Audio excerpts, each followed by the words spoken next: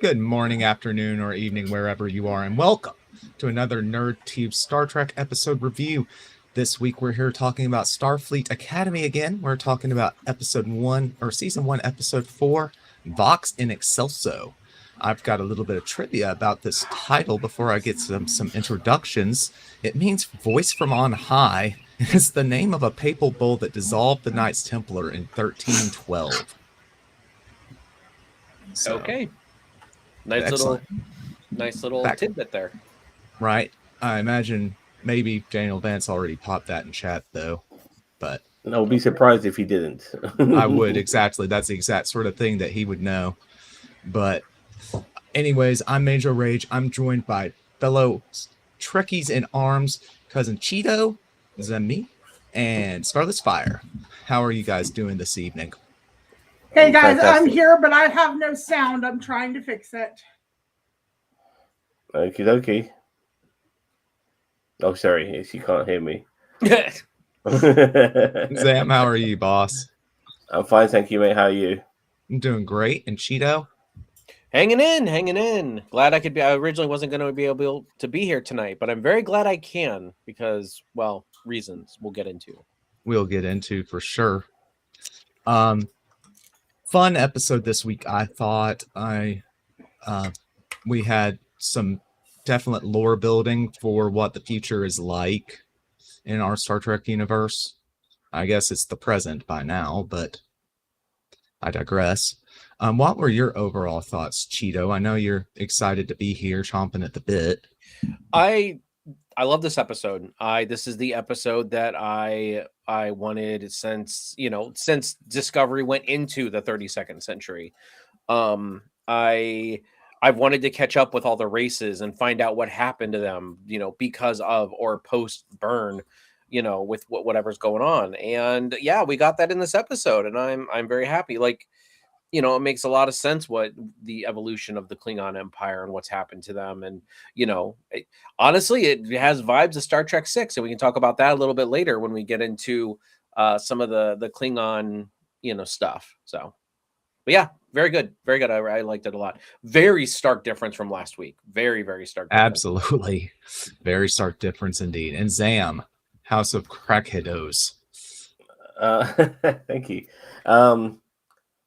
This episode is phenomenal. Like, this is a fantastic Star Trek episode. Something that we were craving for throughout Strange New Worlds and never really got. And understandably, to a degree, something that we were denied at the beginning of this series because it was still finding its feet. But this episode reminded me of what Star Trek is all about. Truly a Star Trek episode about identity, culture. So there's so many things you can grasp at: bonds, friendships.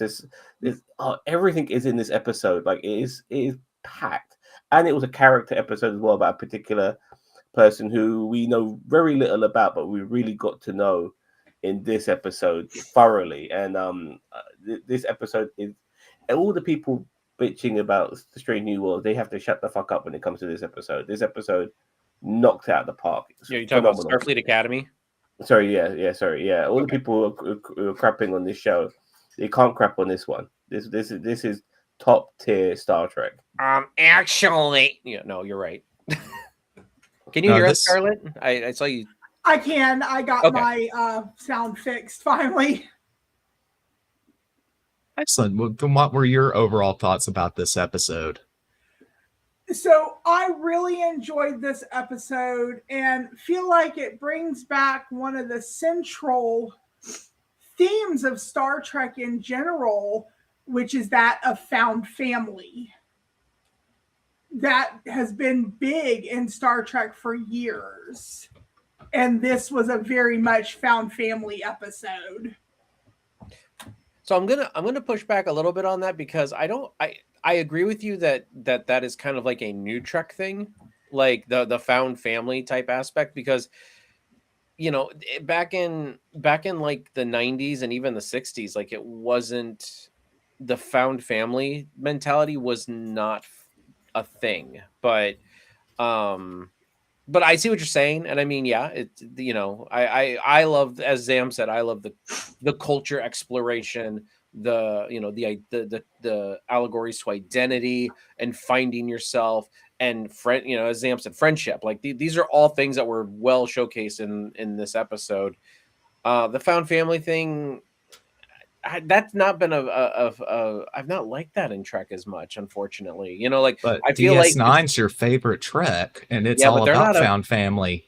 I don't know about no. I mean, maybe I'm just thinking maybe the too hugginess, but I don't know. I mean, but think about it like this though: when you're spending years and years on a ship with these people, and you're away from family, they become your family.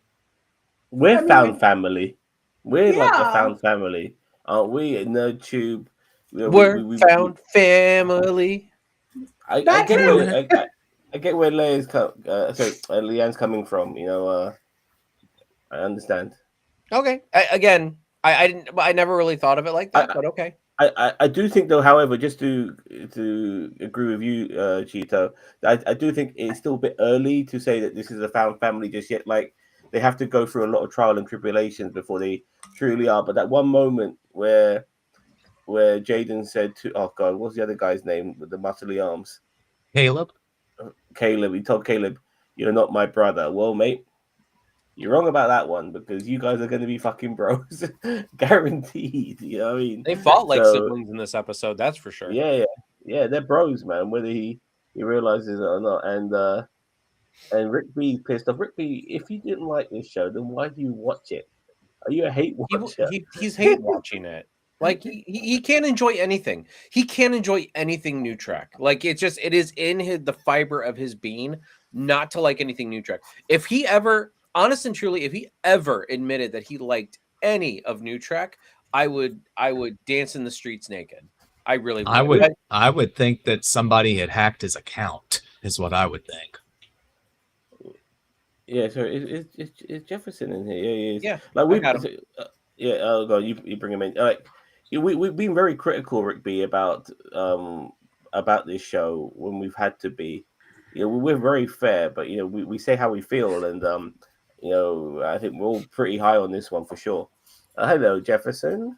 Hey guys, how you doing? Doing Fine, great. How are you? Welcome to the stream. Good. Oh man, we got belted with snow earlier this week. It's ridiculous. Cheeto, I don't know about you, but in Cincinnati, we got hit pretty hard. Oh yeah, I'm buried up here. You being on the lake and all that? Ridiculous. I can't imagine. Yep. No, we're buried up here. I think we got at least 12 inches, which to Zam sounds like a good time. So. Jesus, Cheeto. Well, Can't sorry, take a him little late. anywhere. I had to drop off the kids, and I wanted to hurry and get back because I really wanted to talk about this episode. So I'll just you're going to jump in wherever you guys are. I don't want to backtrack anybody. Oh, No, we're just it's a giving our perfect initial time to thoughts. get your initial thoughts from you. Okay. Man, they are crushing it with this show. I mean, it's like just crushing it. It was again where they chose to go with the story was like, wow, okay, that's good. That they did something different with the state of the Klingons and their culture. I think it was time. Now that I think about it, we thought that it was a really ballsy move to destroy Romulus and Remus, in the prime timeline, and we saw the ramifications of that in in Picard and in Discovery. So now to see what happened to the Klingons, it's like, you know what? I can get on board with this. It gave me a damn shame, but it gave me Star Trek 6 vibes, like with practice exploding and everything. Like I really like that's what I was saying earlier. I was hinting at earlier when we were kind of giving our overall thoughts, is like, it gave me Star Trek 6 vibes where it's like, yeah, the Klingon Empire basically mined themselves into oblivion in 6 with Praxis. now, I mean, they were, you know, all their dilithium. Was it their mines or was it just their reactors on their planet? It was reactors, and here's the thing that I thought was, in my opinion, I think it was kind of stupid to do this. So the dilithium itself is not combustible or explosive. The dilithium, like, say it's, you know, right here, it sits in the warp core. You have your matter is coming down, antimatter going up. They don't touch, but the dilithium is what regulates that like, it facilitates that power between the two. And so then in the burn, when the dilithium went inert, suddenly you've got that matter and antimatter touch. That's bad.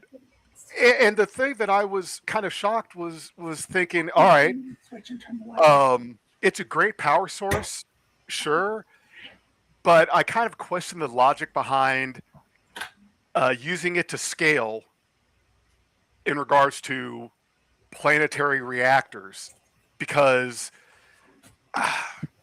you know, I don't know. I'm sure the same could be said about us using, you know, having nuclear reactors, but it seems to me that doesn't seem as bad of an idea as it is to do dilithium reactors. You know, like, Yeah, the Klingons were never that smart. That's true, because to me, I think that the potential explosion output for matter and antimatter is exponentially more than nuclear reaction, no matter what the amount is. So, you know, I would think that, yeah, that was, who the hell's idea was that? Because, yeah, that baby went inert, all the dilithium, and their whole planet gone, billions gone. Indeed. So with that all being said, we've got it kind of broke up into kind of three parts to me. We've got the entire Jaden backstory segment. We have the parts about the debate itself, and we've got the plot line with Von Alpha, with Captain Ake and Oleb. I thought we'd just start with the debate, which its plotline starts with a reference to the drumhead. Absolutely, there is more boo. There's plenty.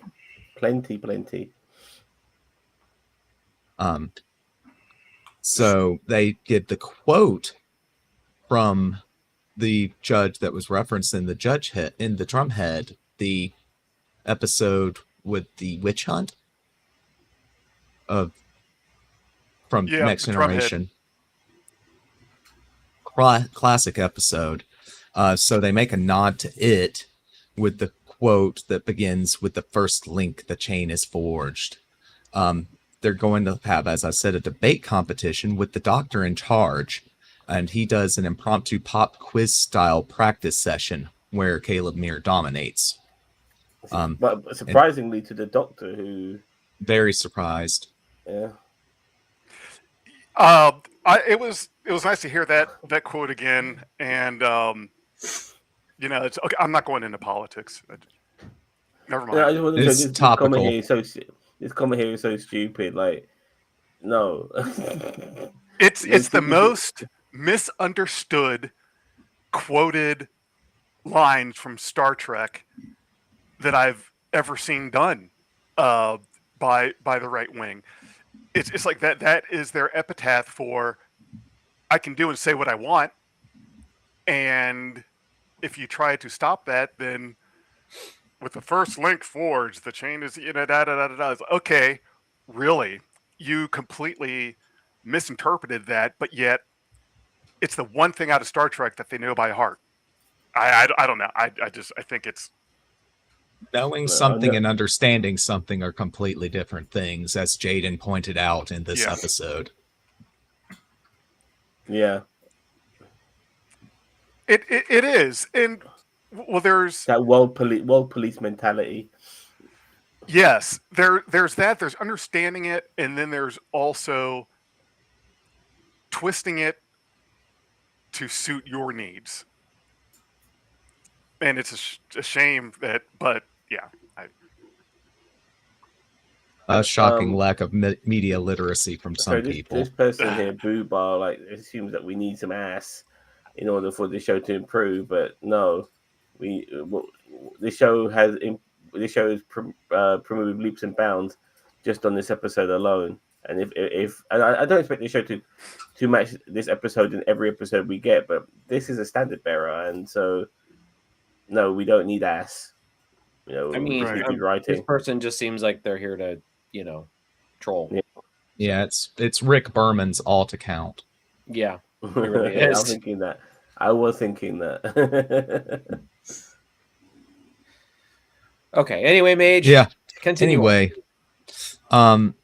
after Caleb's dominating, much to the Doctor's surprise, as we were saying, but Jaden almost has a panic attack when it gets to be his turn. Mate, I thought he was going through some Klingon Pon Far shit, and I thought he was going to rage all over fucking Caleb at one point. Thank God that didn't happen.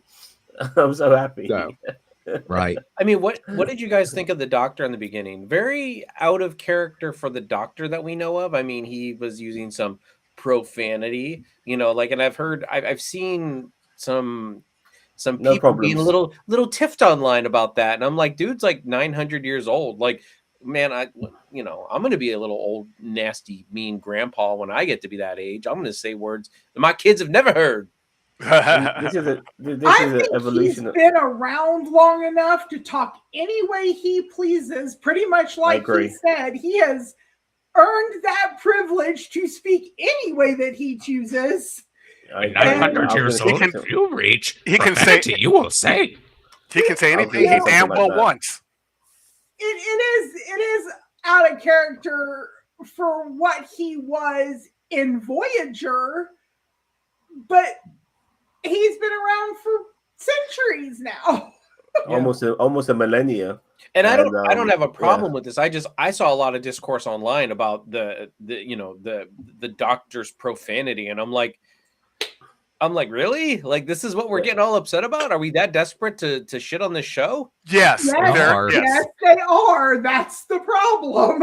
there are people desperate, and here's the thing. The thing is because this show is doing a very good job of not willingly giving up stuff to feed the angry trolls, to give them something to bitch about. It's really not like there's well, okay, at least for me, and you guys all know me, there's only been one Star Trek series that was torture for me to have to sit through and watch every episode of. But aside from that, I try to look at all the Star Trek in the episodes through an analytical lens instead of automatically hating it like Rick B728.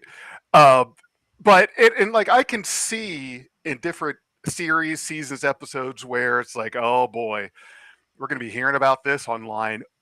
But with this one, it's like you have to really dig and try to find the thing you want to bitch about for each episode. Or they'll just be like generic about it. Oh, it's a shit script. Why is it a shit script? Tell me Right. why. Tell me specifically why it's a shit script. It's just it's a Kurtzman's shit script. And I'm like, right. Yep. you're here's not a giving free me BuzzFeed. anything. They never have any evidence. Yeah, they Yeah. never, and I'm not saying everything's good. Like, I did not like last week's episode. I was very critical on last week's episode, you and were. I gave reasons why I was critical on it. And I thought last week's episode was just an average episode, but this episode kind of reminded me what Star Trek's all about. But we got some free advice here, some really good free advice. Here's some free advice for you, Alex Kurtzman. Emulate the series Dallas success and make Sith of a series be a bad. What the fuck? I don't understand any of that. Why don't are you even know what reading they're that? talking It makes no about, so- sense.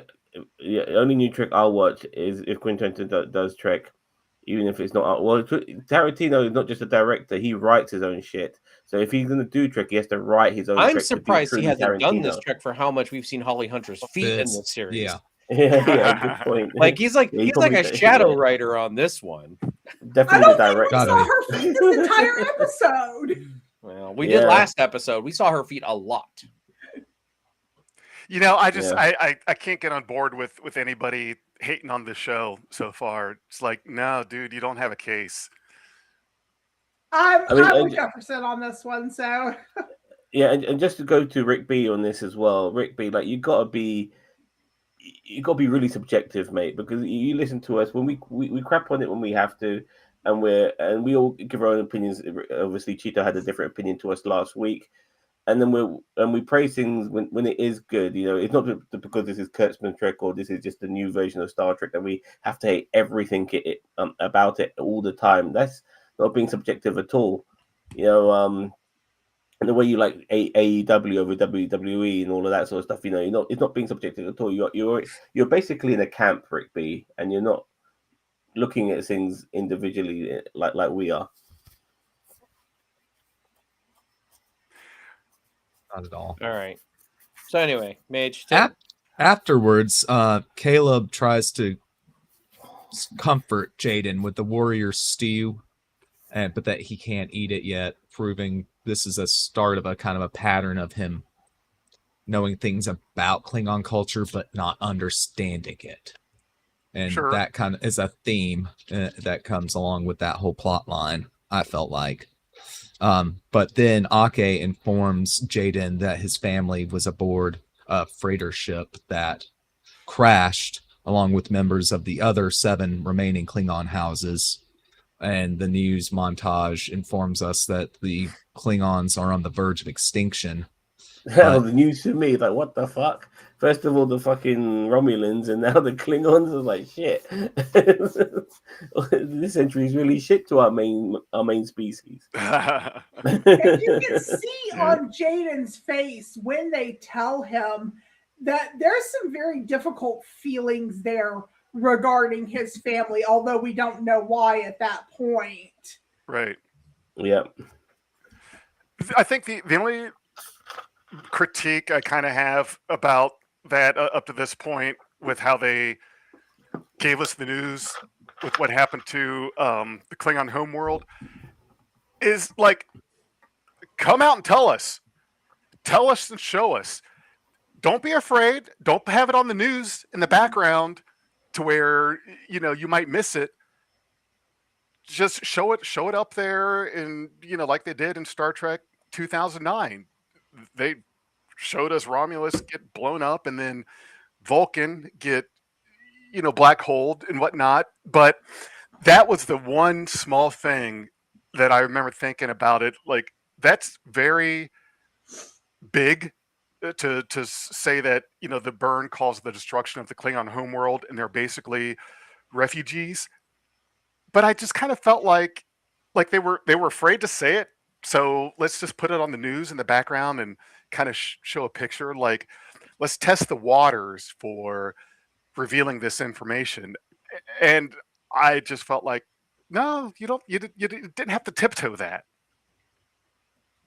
Make strong commitments. Build the universe. I just saw it as a framing device. They were using that as kind of a segue to dump a lot of exposition at once without having to go through all the effort of CGIing it up, all that good stuff. But I can see the gripe. I definitely can see the gripe of wanting to be able to see it. Well, no. I mean, let me rephrase that. I don't mean I need to see the CGI effect of it happening. Don't have it explained in the background on a TV. Make it something that's in the foreground. Put it up front and center. Yes, that's more of what I meant. That not the special effects part of it. It's have it not be on MSNBC in the background. That was the thing that kind of got me. Yeah. Okay. So he's off Jaden's. Greetings, welcome to the stream. Jaden's offered time off, but he refuses it, telling them that he said goodbye to his family long ago. They said goodbye. They said goodbye to him, pretty much. Right. Oh, Bye, dude, Felicia. come on, man. That was rough. Zam's just like, man. We can't take him anywhere. Nope. I Hey, just that's stated my the title. obvious. Jesus. Zam takes no quarry. So for the debate, they end up picking the Klingon diaspora as the topic, despite the Doctor's initial objections. Jaden argues that they can't ignore reality, and kind of the Doctor goes along with his wishes to have this be their topic. Mir offers a team up, which insults Jaden, but who is also of the opposite position. He feels that the Federation shouldn't offer aid to the Klingons in this time of need. I want to say that one of the things I liked about this moment is that even though Jaden is not your technically your stereotypical Klingon, he doesn't want people fighting his own battles for him. He still wants to represent himself. Regardless, even if he's like he finds public speaking to be difficult and all of that, which is what I like, because he doesn't have an issue with Caleb, so to speak, but he probably doesn't want to come across as weak by saying that Caleb has to speak up for him and all of that. And I appreciated that about Jaden. He's able to talk for himself, and he's not a weak character, regardless of being different. Kindness and difference aren't weaknesses; they're strengths. Yeah. Yeah. But Caleb's also he comes across as a little smug. And Because he is. Well, yeah, he is. And I feel like he's treating almost like he's acting like he's better than Jaden just because he's not afraid to speak in public. And in my point of view, from Jaden's eyes, that's an absolute insult. That I feel like he was doing it genuinely, but doesn't understand Klingon culture in a way to see that as making Jaden look weak. Right. Hard agree. He wanted to argue his point. Yeah, he wanted to speak for him. Yeah. I mean, here's the thing that I didn't like about that part, though, is that you got Caleb, who is sitting there quoting regulation, and here you go, you have another person that has really not been involved with the Federation for a long time. He's basically been a prisoner, but yet he's memorizing Starfleet protocol. Like he's all of a sudden, like, now that he's put the uniform on, he's the super cadet. You know what I mean? Like, I find that would be something maybe that would come from one of the other characters. Even the hologram, what is she called? Sam. Sam, yeah. Sam, the photon lady. Like, or what do they call them? Mage. I don't know. Photon, yeah. But he's also been in Federation jails and stuff multiple times throughout his life. I mean, sometimes laws and regulation are a survival tool as well. Yeah, he mentioned that.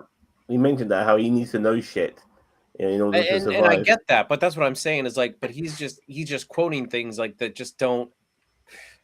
I don't know. It just seems they don't weird. pertain to what the kind of law an inmate would be looking up in their own defense. Yeah, well, the guy, he could be, the guy could just be like a genius, like who's had life really rough because of what happened with his mum, She-Hulk at the big, in the pilot episode and all of that, him being on the run and stuff. But he could be a lot smarter than we tend to realize. It's early days yet. It's only 4 episodes in.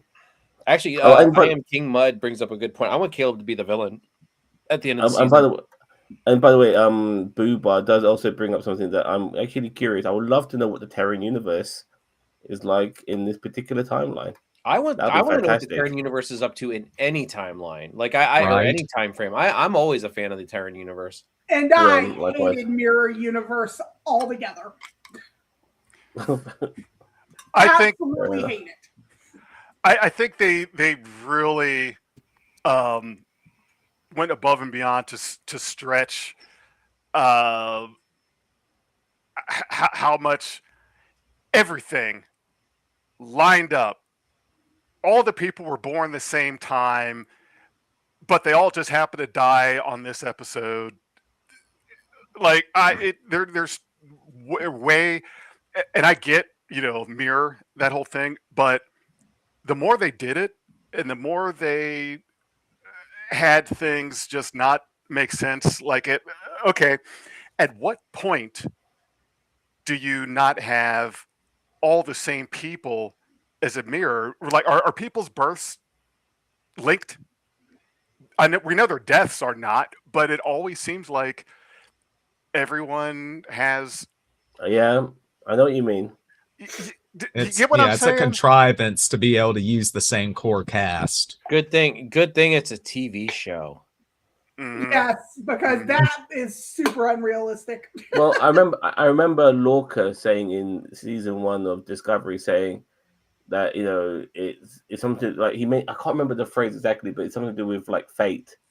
Like I'm not sure if you guys remember the phrase, but he mentioned that because there are people who are the same as us but different in a different universe. That like in a way it means that there is a fate in what we do in order for an alternative reality to have us in it. If you know what I mean, like we must be all following a similar fate in order for us all to exist in a different reality.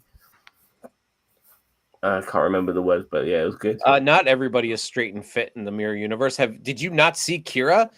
He's making a point about he's trying to say that everybody in the current series is either gay or out of shape. Giorgio banged anything with 2 legs, if I recall, and they were not all men. The mirror universe, the Terran universe, you're the Empress, Giorgio.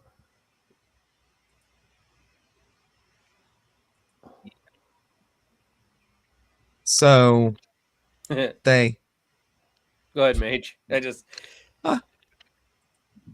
I've lost my place. Jaden, we get to the scene where Jaden is practicing and Caleb comes offering him the unsolicited advice. And they argue some more. Jaden tells him that they're not brothers in a way. And Raimi comes later and teaches Jaden his Kionian breathing exercises. Hey, Rick B, why is everybody straight on these shows? That's what I want to know. Yeah. Anyway. Well, we don't know because we haven't been in the other universe, but yeah, No, that not was since a bit homoerotic that moment. But you know what? For Femi, that's his name. Yeah, he's a really unusual character. Like he came across as your stereotypical dickhead jock in episode 1. Yeah, most of those people are gay anyway. Like all of a sudden insecure about it. He's helping Caleb make his bed, and then now he's doing breathing exercises. With and like what the fuck? This character's all over the place. I'll be honest with you, he is a bit all over the place. If I have one issue, like how can you come across as a horrible person in the first episode and all of a sudden just be nice and friendly with everyone, within 3 or 4 episodes? It makes no sense. And with him, I feel like they shoehorned in an almost intimate moment that didn't belong there because they don't Jaden and the Kionian kid, they don't have that kind of bond or even friendship where that would go literally anywhere, and it felt really off and almost uncomfortable. Him trying to help him and do the breathing techniques, that was one thing. Trying to prepare him and help him get through his speech. Okay, that's fine. But they added something to it that just didn't need to be there. And he bullied Jaden just 3 weeks ago. Like, just I don't get it. Like I mean, it he was just bullying everybody 3 weeks ago. yeah, So. yeah, exactly. So like Yeah. from him to be like so considerate, it just feels out of place. I have no problem with him having an arc where he becomes a better person, but this is not an arc. This is just like, what the fuck? It's a roller coaster. Yeah. Well, A yeah. little bit. A little bit. But so the debate starts with the doctor as judge. One thing irked me. Sam is it just me or did Sam mispronounce Kittimer Accords? She I said absolutely Kitomer. mispronounced the Kittimer No, Accords. That went over my head. Yeah, I must have missed it. I was watching on my phone. Enough. I They didn't get catch to. it. You didn't catch it either. I catch stupid details. No, it's that not a make stupid no detail. The difference. Kittimer Accords is a very important part in Trek history. If she mispronounced Kittimer Accords, that's a big faux pas because the Kittimer Accords is huge. He's so in it, man. I'm making a valid criticism. Jesus Christ. I know, but he like latches onto that like a dingleberry, and he's just like that bit's just bad. hangs on for dear life. That bit bad. It must be all bad, all of it. I instantly ignore the ramblings of anybody who uses the word cringe. It just shows how cynical you are, that you can't enjoy anything. I hate that word. Me too. I also hate that word. I love that word. I love You the would, word Cheeto. God damn it, you would. Now you're making me self. I gotta try not to use it around you guys. You be you, man. You be you, and I will listen to your criticisms because I know you. But I usually Thank you. tune people out when they start using it because it just comes from a place of cynicism. You know, But that's I some digress. cringe advice there, Mage. Yeah. All right. Anyway, go. I'll shut up. Go ahead, Mage. Continue. No. So we get to Mir and Jaden, and Caleb starts off. The panic attack sets in, but Jaden is able to use the Kionian breathing exercises. His man. bro from the audience reminds him with the double fist bump together. The debate gets increasingly Breathe, heated Cheeto. as the doctor issues warning after warning. I hope his I'll cam say- freezes like that for the rest of the stream. I'll say this here. They both made excellent points. They They did. did. It was a good debate scene. It was a really good debate. Mass debate. A joke I like to say quite a lot, which was used in this episode as well. by Yeah, the I was way. about to say. I was waiting. You're the master. I am the master debater. I was Oh, like, yeah. oh, Dan's gonna mark out for that one. Yeah, I He did. may be a master debater, but I am the cunning linguist of the group. Jesus. I was that debate I was really looking forward to because I was really wanted to see, okay, what would be a Klingon's debate as to not going for relocating this planet. To me that seemed like, wow, that's kind of I want to hear this. So I'm glad they went that route. I'm glad that the person arguing against it was a Klingon and not like the reverse. It made it Yeah, more because- captivating. Because Well, he's I don't basically feel saying, like it was so much about them not relocating as it was about the Federation trying to force the relocation. The Klingons don't want handouts. They don't Yeah, want exactly. handouts. If they take it, they want to take it by conquest. They're not going to let you just hand something to them. That's not their culture. yeah, which is what he was trying to explain. Jaden was his whole argument, which was excellent. Absolutely. A Klingon problem needs a Klingon solution. Yep. Mm-hmm. Which he says that.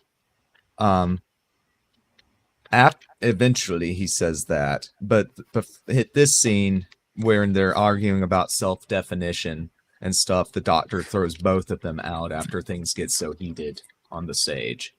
The doctor. I'm loving the doctor on this show. I think. I mean, I think that I love catching up with the Doctor. I do love having these crossover characters.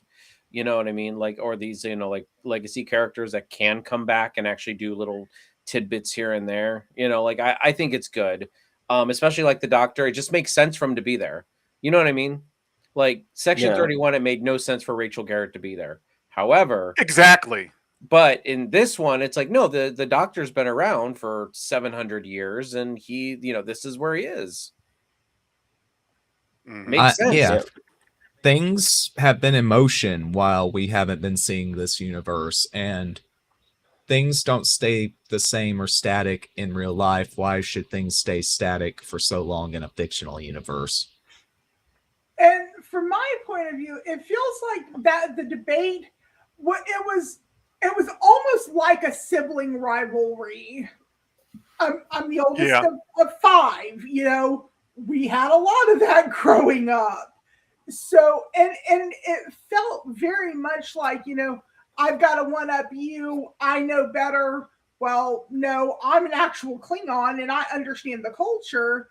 That's where I was saying, found family, they're not brothers, but they behave and act as siblings would. Yeah. And they rely on each other and have since the beginning. Listen, I just don't want them to get all huggy like they did on Discovery. I can't do, like, I don't like all the huggy. Like, that's the only thing about New Trek that really irks me. Like, the overarching thing about New Trek is like all the huggy, like Discovery. Everybody's hugging. And I love you so much.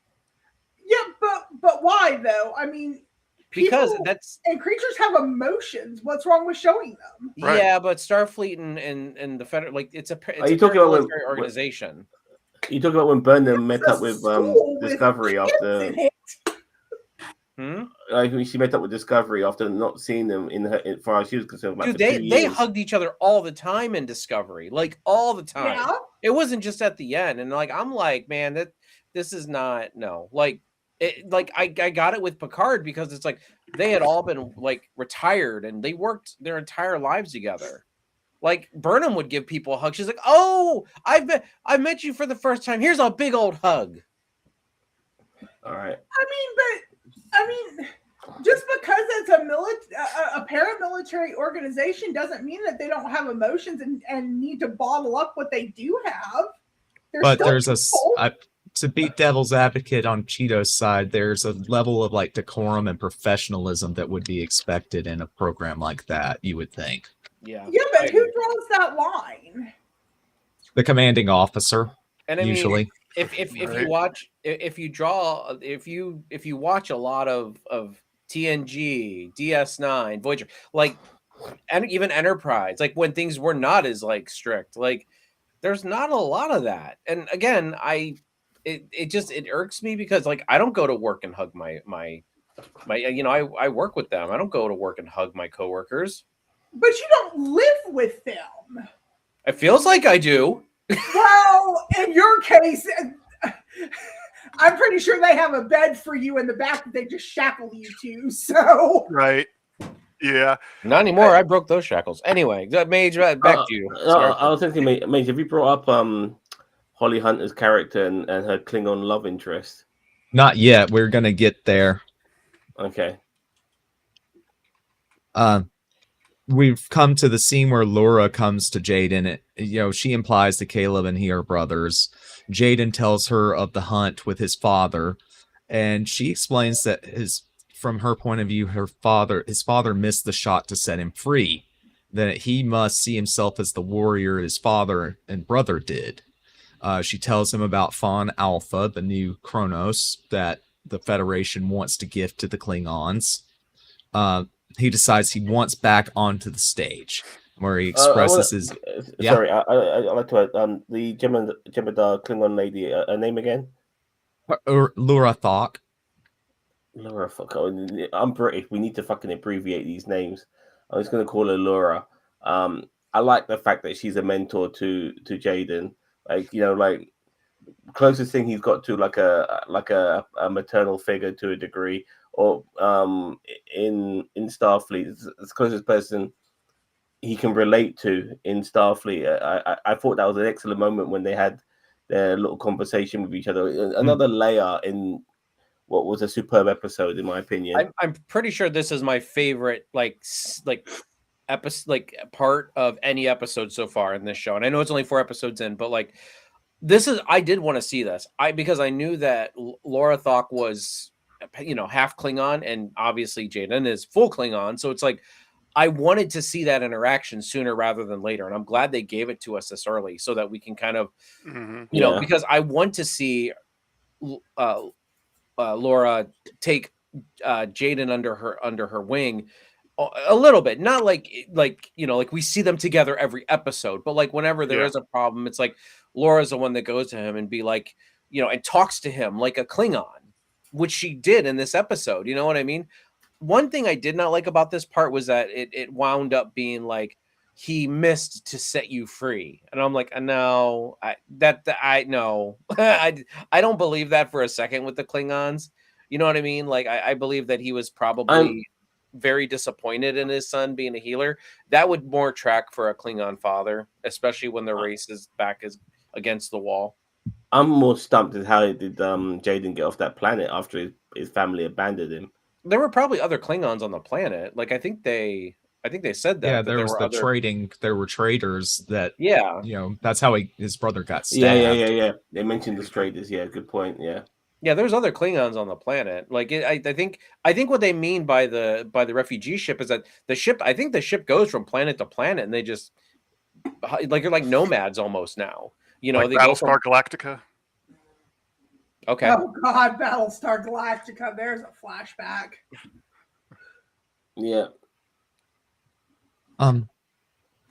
No, Hey, Rick B, why do you spell Kronos in a stupid way? It's spelled with a Q. It's the Klingon pronunciation. Kronos is the answer to his question, but I don't think he wanted a real answer, anyways. Although I do agree, like they and the I just watched the Kelvin Universe movies with my girlfriend recently, and they spell it like that, like Kronos, like Kronos, and I'm like, oh no, don't do that. Don't do that. No. I think it's just has an alternate way of spelling spelling it, which I could see that. I mean, it's phonetically, yes. So I mean, Whose 2 dads are you talking about, Rick B? Jaden's. I thought he had a dad and a mom. I saw a mom. He has a dad and a mom. He has 2 dads. They mentioned a triad house. What? Really? I thought it was like his uncle Yeah. or something like that. He had 2 dads, a mom, his brother, and him. I never picked up on that, but fair enough. But here's the thing, though, that I didn't pick up on it either. But hey, guess what? That means they're not throwing it in your face. You know what I mean? Like they're, like the representation's just there. Yeah, the representation is subtle. Rick B, you should be excited about that they're not throwing it in your face like that. Rick B's like, people are still different than him, though. People are still different from him, so that's still gonna bother him. Yeah, that's true. Well, and it makes sense now that I think about it. My first knee-jerk reaction, the thought was, wow, that would be very awkward, a two husband, one wife house. But then I thought, okay. House of Mormon. Well, yeah,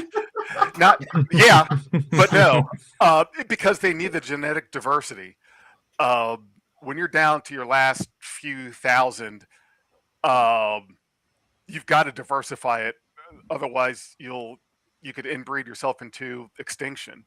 I mean, that's probably what the Vulcans did in the Kelvin universe. They used Ponfar Agra, to, spread out their race a little bit more quickly. Someone mute him. Ponfar Agra. Oh Lord. So we're gonna cut back to the Jaden's backstory plot since we're kind of dancing all around it, talking about it. Ponfar Agra. Oh, sorry. Ponfar Agra. Ponfar Agra. Jefferson. Yeah, I'm broken. You broke me. Oh, it You're happens going, more than we'd Cheeto. like to admit. I liked the flashback sequence to Kaios Prime, where we met Jaden and his family, who, initially, they take the typical Klingon line of they don't approve of his desire to be a healer and his pacifism, but they kind of, the brother dies, and it just we get them abandoning him. But when Laura explains it to him, that I don't know, what are you guys' thoughts on the backstory flashbacks? I We'll start mean, with his brother was the only one. His mother is the one that taught him to be a healer. He tells us about that in, I believe it was the first episode. But his brother is the one that really saw him for who he is and told him, the way of the warrior was not for him. Weapons were not for him. He needed to follow his own path. Yeah, you got a brain, use it. Yes. Yeah.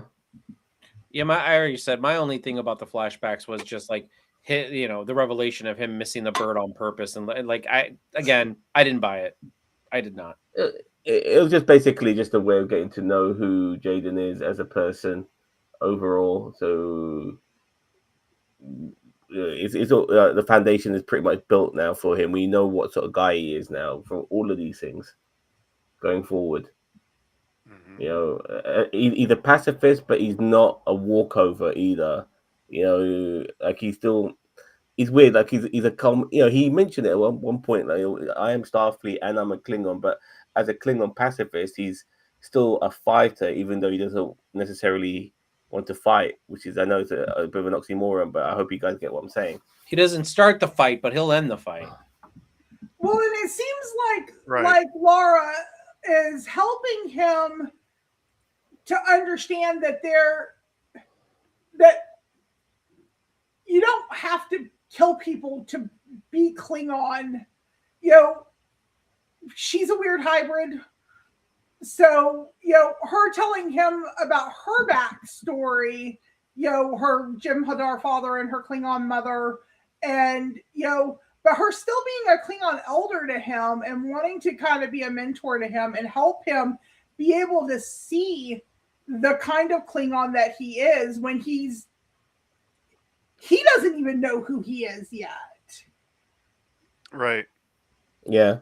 I think that matters, and I hope to see him grow and develop into himself a little bit more as we go on. But understanding where he comes from and kind of how his family is and the trauma of him losing his brother when his brother died because he was trying to get something for Jaden. So the guilt that he probably feels surrounding that.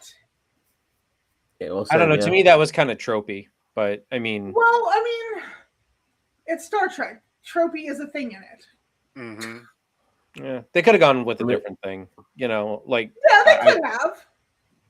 Rick B, mate, your obsessions need to calm down. But I am King Mud. Yeah, hopefully we will get foundations for what the character. I think Caleb is pretty much established, and he's getting more established just playing a supporting role like he was in this episode. And Jaden really got established today.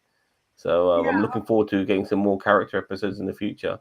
I want to see Genesis's dad show up at the academy. Her admiral. Oh, that would be absolutely freaking hilarious. Hey, wait, wasn't at Discovery season 3? Was that an admiral at that Starfleet outpost that they were at? What's that?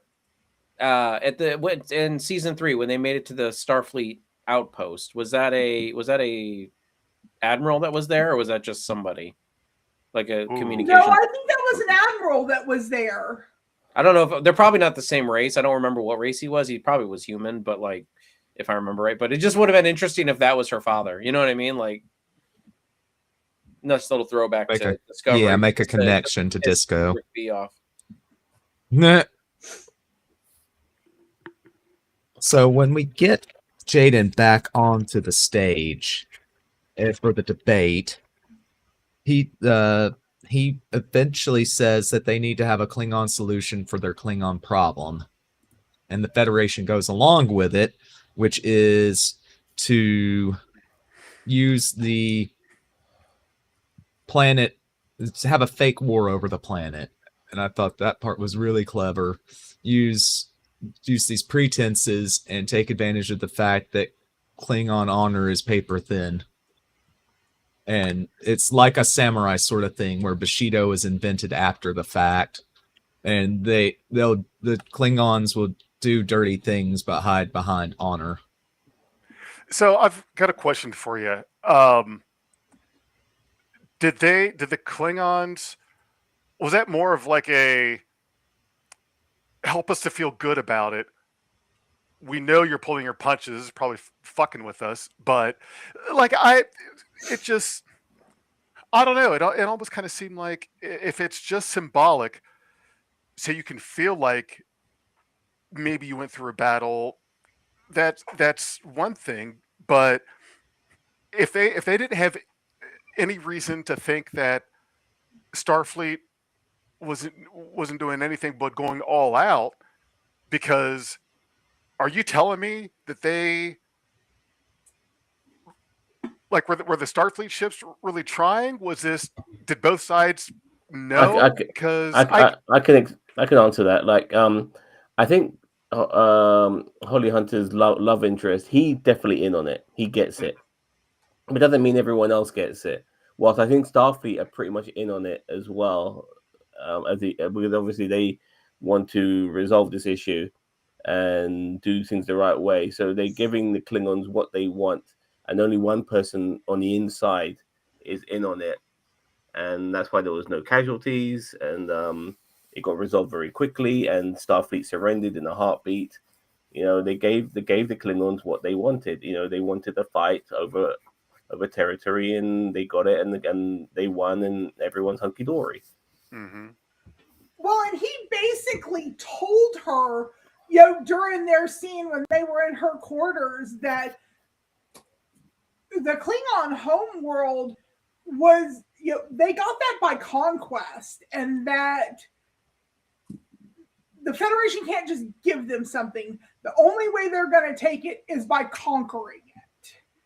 And I think that even though Jaden didn't know about that whole interaction, I think in the back of her mind, she's not stupid.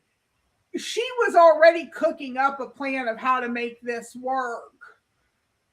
But then when Jaden came, with his idea and saying, we need a Klingon solution to a Klingon problem, it kind of all clicked together. And okay, we're going to have this fake war, and that's why they only showed up with like 5 ships against a whole crap ton of Klingon ships. It was really good to hear that Klingon music, by the way. When I was just gonna say that Klingon music. Yeah, it was good. It was like the Vulcan hello all over again. I'm willing to venture to say that besides the past lover, there's a non-zero amount of Klingons that were in that fleet thinking, okay, thanks guys, we get it, we appreciate it. You're not fooling us that you're not trying to go all out. You can't tell me that they all thought, oh yes, glorious battle, we chased them off. I think they were I think they knew. I think a lot of them probably knew what was going on. Either that, or just the Klingons are that arrogant that they're just like, and the ones that are smart are like, we know what's going on, and you know what? Because there are smart. Like the older the Klingons get, you can tell. Like all the older Klingons, like they know the it's almost the honor game. It's not about honor; it's the honor game. The traditions. Like, you have to, a culture built in myth, like Jaden said. We need to do this the traditional way. I want to answer what you asked. They didn't use the dermal regenerator because they didn't have it. His brother died trying to get He it. said, why wouldn't they use it? Yeah, but But- so, Because they The can't Federation use it tech. if they don't have it. It was still at the market. no, but he's also saying that they have had that same technology for 800 years. And the answer to Rick B, the answer to that question is they wouldn't use a Federation dermal regenerator. They did not have a Klingon dermal regenerator. They were not, and even if they had the Federation dermal regenerator, they would not have wanted to use it. They probably wouldn't have known how to use it. It's probably Probably. set up different. Yeah, and That's they're possible, they're not physicians, so they don't understand that. I mean, that dermal regenerators kind of like people have those in their quarters. They're like, point and shoot, point at a wound and shoot.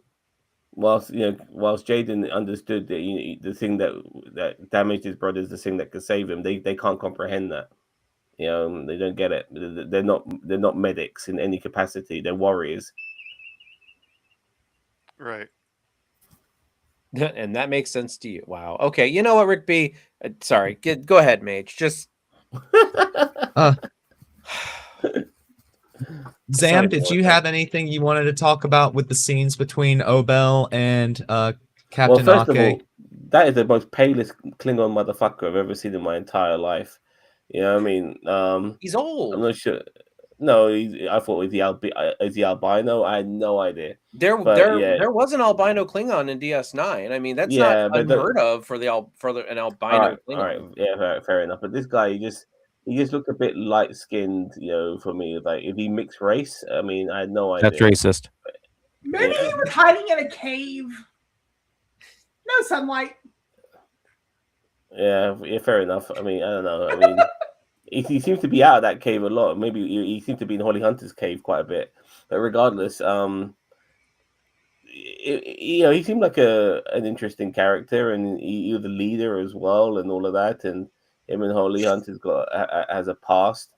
I still don't know her character's name. What is Holly Hunter's character's name? Nala Ake.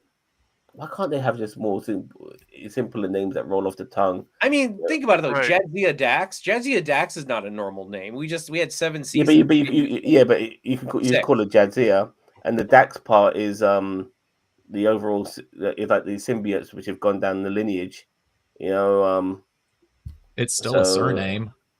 Yeah, I know, but you call it by a first name. I mean, is this Val? Okay, we can call her Nala. There we go. No, Yeah, I'd okay, say just fair think enough. of Lion King. Okay. I see. It's just that some of these names sound like I'm about to cough up a phlegm, and I just don't like them. Regardless. All right, Mage. But- Joke on your tongue. Yeah, so, but just to conclude, yeah, like their relationship, if they take this further in future episodes, it'll be interesting to see. You know what I mean? But Holly Hunter looks like she's been around the block a bit, which is cool. There's nothing wrong in that. She's 400 years old.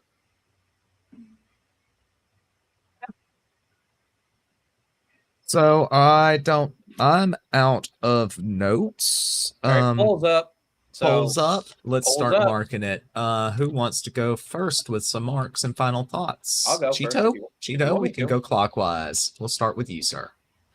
I'm gonna. You missed the thing about the elder giving Jaden the bow and Oh yeah, stuff Yeah. at the end and his parents. When did That was a great- Klingon switch to bows instead of batleth? It's like, not that it's a huge problem, but I'm like, like Klingons never used bows before. Not that they can't advance and change, but I'm just saying, like, where were the batleths in this episode? Like, just because they use bows doesn't mean they don't have to have bat. And I know that the bow had like little daggers on it that kind of looked like batleth, but I'm like, How are you going to go bird hunting with the access to batleth? material to make them. I mean, they've been nomadic for we're not certain exactly how long. Maybe it was having to adapt to environments and surroundings. yeah. But It's that been a long that was time. a nice move. I felt really happy for Jaden getting that bow. Yeah, mate, getting that good news too. yeah, well done. That he got to eat his warrior stew. And his parents are still it's alive. spicy. And It's his parents still being alive, and him and Caleb make up, and they talk about Jaden feeling like he didn't have the room in his heart for the memory of his brother and Caleb, because Caleb and his brother were a lot alike. Yeah. And Caleb talking about his mom, and the these things matter. They build these characters to what they are and build the relationships. They had that like Klingons in Discovery. The Klingons in Discovery in season 1 were a disgrace. Like the look they created. You see, Rick B. They look like vampires. We can be critical too. Anyway, all right. I know he doesn't care. He just wants to hear himself talk into the void. Okay, so I'm gonna give it a 9. I really enjoyed this episode. I mean, stark difference from last week. I really like that we dug into the Klingon, like what the Klingons have been up to. This is exactly what I wanted in the 32nd century, is to see what these races are up to. I love these episodes. Does it need to be every episode? No, but like I really feel like this is, I liked episode 2 where we got to see what the Betazoids were up to. You know what I mean? Like I like finding out where our mainstayers are, because it's almost like a soft reset. You know what I mean? So I'm gonna give it a 9. I really like this episode, and I really like Jaden, right? Yeah, Jaden, and I really like the route they went with him in this episode. He always seems soft spoken, so it makes sense that he would be bad at public speaking. So it's like I think a lot of things clicked in this episode, and I really, really enjoyed the route they went with this episode. 1 or 2 little nitpicks, but I mean, not really anything that like blew like last week. That the whole episode just blew my mind away. Not in a good way. The good way. All right, Sam. Well, I just want to tell Rick B that, you know what, Rick B, there was something in this episode that really offended the fuck out of me. How dare you pick out the pepperoni and throw it away? Like, I don't give a fuck if you're Klingon or not. Right? Yeah. That pepperoni, man. What the fuck? And at the same time, It looks like the pepperoni's the whole point. I thought it was funny though. That was hilarious. I thought that I laughed so hard at that. Regardless, that I do have nitpicks with this episode, but I almost forgot what Star Trek was about, because, as I said earlier, Strange New World season 3 really failed to deliver, and this episode of Star Trek, regardless of whether it be whatever it may be, it is so good. Is like, this is why I'm a Star Trek fan, with episodes like this. Really phenomenal episodes that deal with so many things in the world that we live in today. Do you have to because of where you're from, do you have to be this particular person? Can you not be what you want to be? All of these things, the bonds that bind you as well, and being out of your comfort zone, and there's so much. And it's so Star Trek at the same time. This is the Star Trek I love in series format. I'm giving this episode 10, baby. Ooh, 10 sausages. Wow. 10 sausages. Wow. I am rarely gives a 10. I was beyond impressed, and I was not expecting an episode of this level of quality, whilst this show is still trying to find its feet, to be as good as this. This is Star Trek at its purest. I love it. I want more. I want to watch more. Exactly, King Mud. This is phenomenal. Like AJ Styles. All right, Jefferson. Whoa. I want to give a 10. It's not that I don't think this is a 10. It's just I don't know that there's. I mean, what is an episode of Star Trek that could never be beaten? It's almost like Warp 10. You just cannot hit that, no matter how close you get, and you can get ever infinitesimally closer at exponential cost of power. But you know what? I'm going to give this one a 10. I'm going to give it a 10 because the little stuff is still impressing me. The things that I'm sure a lot of folks probably miss, that still really delivers. And I'm really glad that when we got the Klingons back, that they were going to be just so drastically different. And it's different to the point of well, we don't have Romulus, and shit. Now we don't have Kronos. We almost didn't have Earth in Like what, almost season didn't have 4? Earth. Right. So, and when the Starfleet officers talk about members of the Federation that left, this one really stings. Naming Beta Z instead of some no name, never heard of. I don't want to hear any of that. I want to hear that the big ones walked. Vulcan, Beta Z, Trill, Capricorn 7. Who? What race is that? The Copernicans. The fuck I care. So they're willing. They're willing to lay it on the table and say, here is a major species, and you know what? They're fucked. And this is why, and this is what happened, and they're on the brink of possible extinction. So here it is. Suck it. I think that a lot of the big Federation names should have walked, like Navarre and Tellar and all those other things. Well, they did. Hold on, and they should have formed another alliance called the Confederation of Peace. And then sorry, can I also add that the actor who plays Jaden, amazing, like playing a Klingon the way he did, and he's having to maintain that character, for the future. He's a fantastic actor, and he's done a great job playing that particular a young Klingon as well, who's still trying to find himself. Like we don't often get that, and great. Because we don't remember Alexander. Well, he was hardly used, and More wasted potential. But you remember, Worf barely remembers Alexander. Yeah.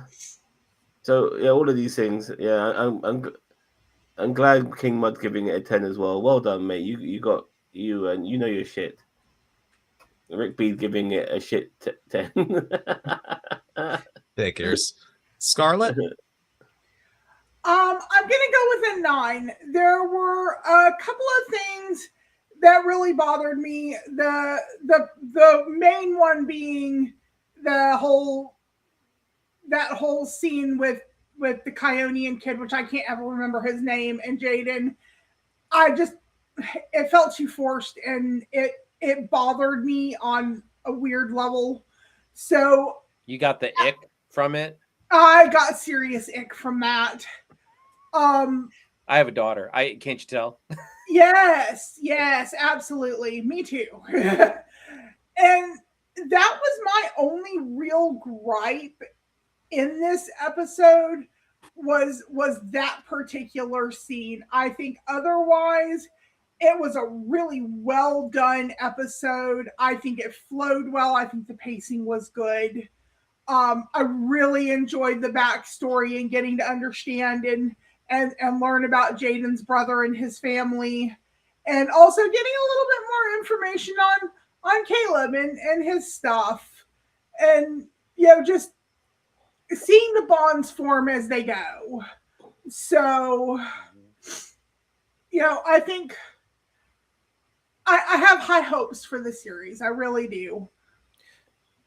I actually the one comparison I forgot to make earlier that I wanted to make is that I got the vibes of what is from the Orville? What is Bortus's race? Yeah, I don't know, but he's basically their version of a Klingon.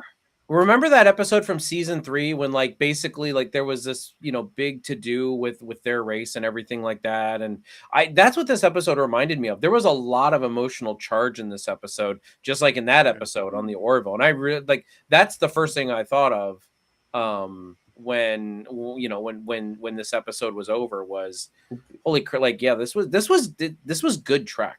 That's a comparison I wanted to make and I forgot earlier. Anyway, good night, Rick B. Yeah. All right, so what would you mark it out of 10? Me? She said 9. She said 9. I didn't hear it. I'm sorry. Yeah. Well, shit. I'm also going to give it a 9. Yes, the 9s win. Suck it, 10s. I should make you mad and do a half mark just to meet them. I just want to say that for me, what Scarlett said, I agree with her. I genuinely agree, but I just felt that there was so much good from this episode that even the gripes got drowned by how good this episode was.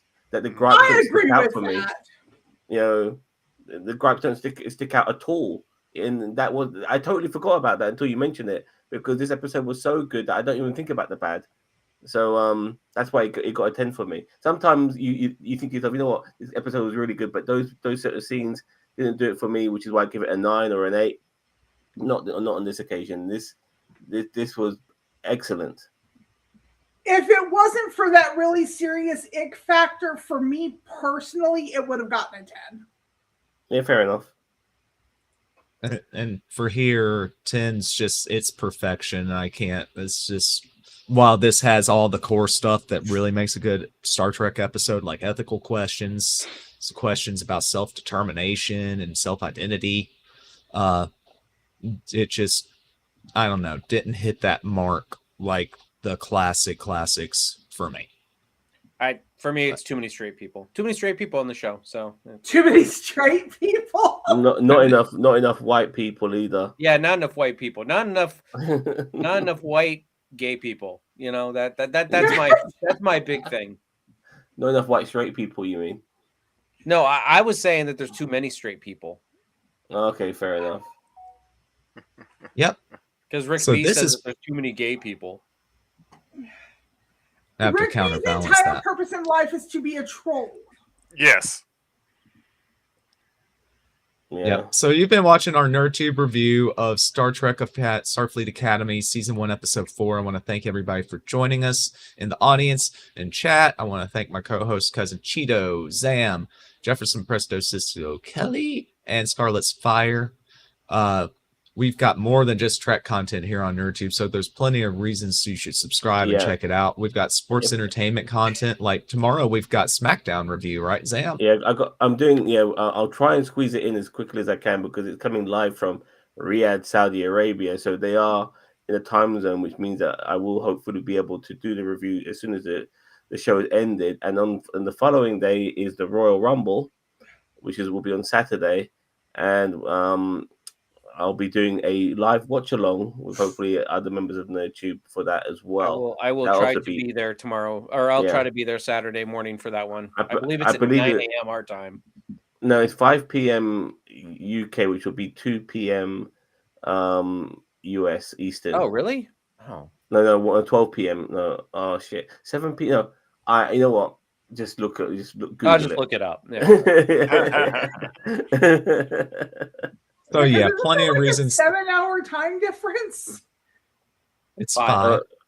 Between the East Coast of America and UK is 5, but I think Riyadh, Saudi Arabia will be 7 to the East Coast. Yeah. But yeah, plenty of reasons to stick around and subscribe to NerdTube because it's the best social media channel that you maybe sort of kind of heard of. Catch you next time.